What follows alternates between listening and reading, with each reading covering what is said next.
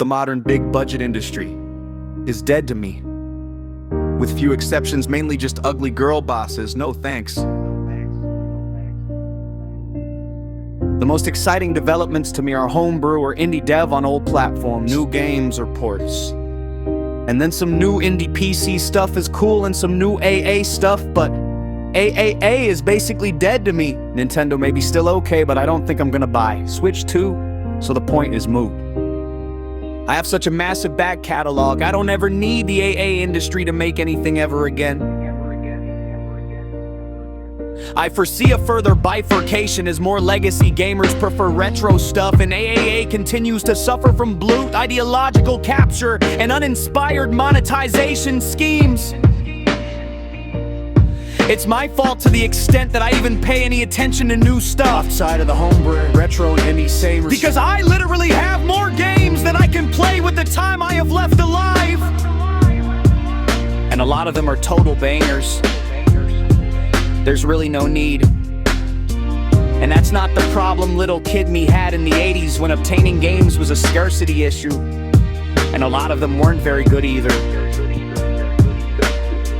Compared to today with an insane back catalog, original hardware or emulation options, plus the ongoing ports and indies, AAA could cease to exist and my gamer world would still be absolutely incredible compared to being a young kid in the 80s.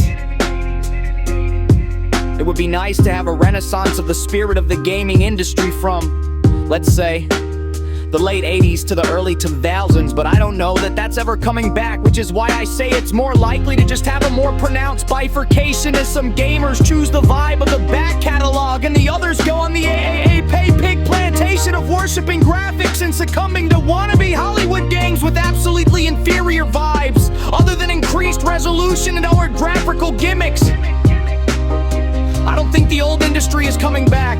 It's their loss of legacy, not that they care, because I don't even think the people that are currently working and running the industry are mostly the same.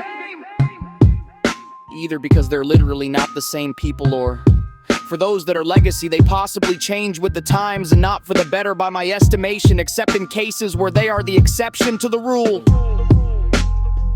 I'm still positive about Valve because I feel like their SteamOS has brought a valuable service to PC gaming, particularly as Microsoft and Windows continue to go downhill and become worse.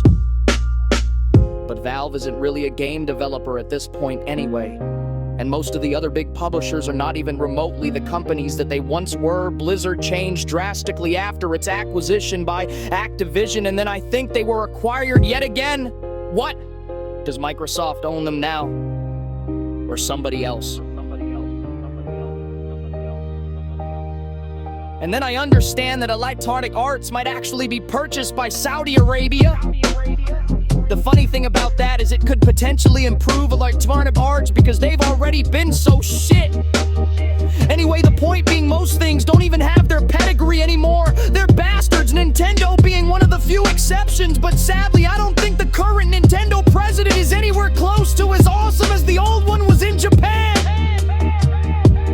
And then on the American side of Nintendo, Bowser's already retiring, and now it's gonna be a female CEO because you know how significant and important females are to the history of the video game industry.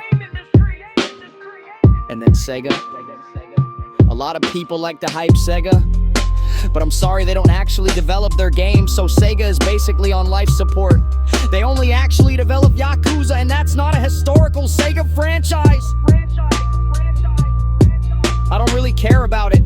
Everything else that they've done, they farm out to Western indie devs like Lizard Cube. But that's not a Sega. That's not a Sega game. The new Shinobi is not a Sega game. I'm a huge Shinobi fan. I have played through the series, I've watched plenty of footage of the new one, but I am not interested.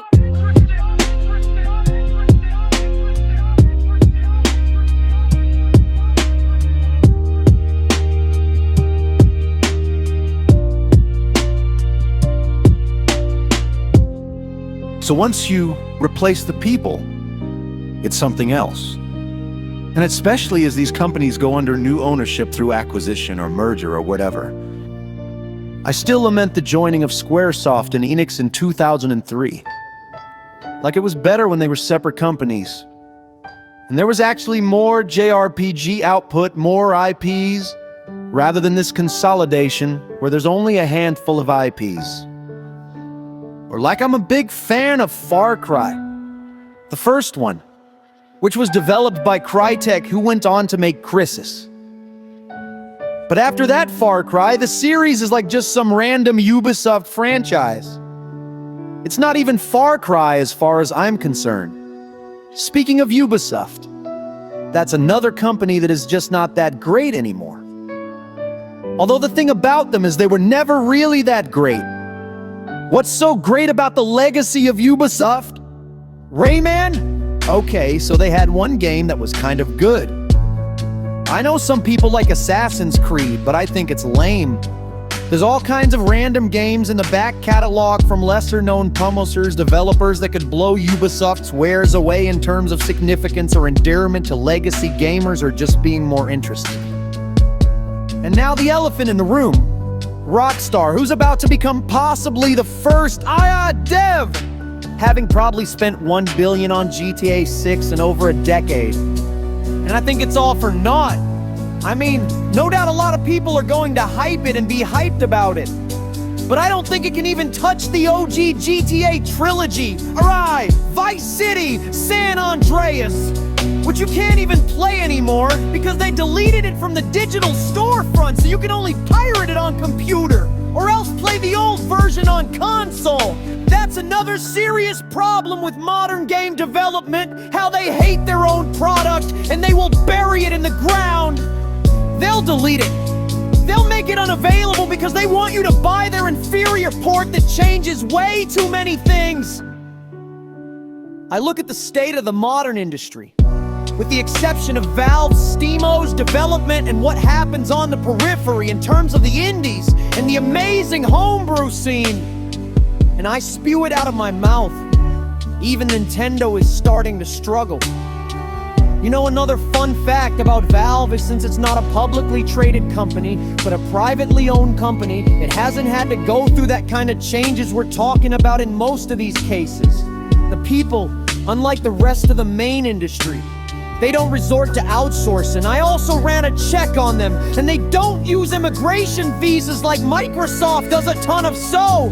For them, it's not a sweatshop to reduce wages by exploiting the global workforce rather than prioritizing the workforce in their country. Valve remains undefeated compared to most of the companies. And then the main issue with the Japanese companies like Nintendo and Sega is just how often they're just not making their own products anymore. Like I said, the new Shinobi is not Shinobi. Shinobi would have to be made by some Japanese guys over there in Japan, but that's the kind of legacy to us since the franchise in Sega. And if you don't have that, you don't have anything. It just might as well be some kind of homebrew fan fiction game. Not canon. But back to Valve. Not that they didn't change. They did. They were victims of their own success, which is why they make a lot more money as a publisher and facilitating the sale of games through their Steam platform, which is why they don't really develop games, although theoretically they could finish and release Half-Life 3 if they ever felt it was good enough. But because of their valiant efforts with Steam owns, and the compatibility layers and making that seamless for normal people that don't want to be a software engineer using Linux trying to make their games work. They get a lot of credit from me for that alone because someone had to do it. Modern Windows has become such bloated spyware. I'm an old school Windows fanboy. I love old Windows, but I have very little positive to say about modern Microsoft. In summary, the video game industry became too mainstream, too big of a business. It succumbed to global managerial standardization or consolidation. It's mostly fake and gay, and the areas where it's not is due to outliers or else the soft underbelly of the retro scene, the homebrew scene, some of the indie scene, the emulation and FPGA scene, whether it's software or new devices. As the back catalog has grown to such a size, there's more of it than there is of what's new, and the only thing staving off that imbalance is new consumer enthusiasm. Whether it's the new quadruple A, too big to fail, pay pig franchise, or some bastardized indie. Developed game in contract with a known legacy corp, but is actually deracinated.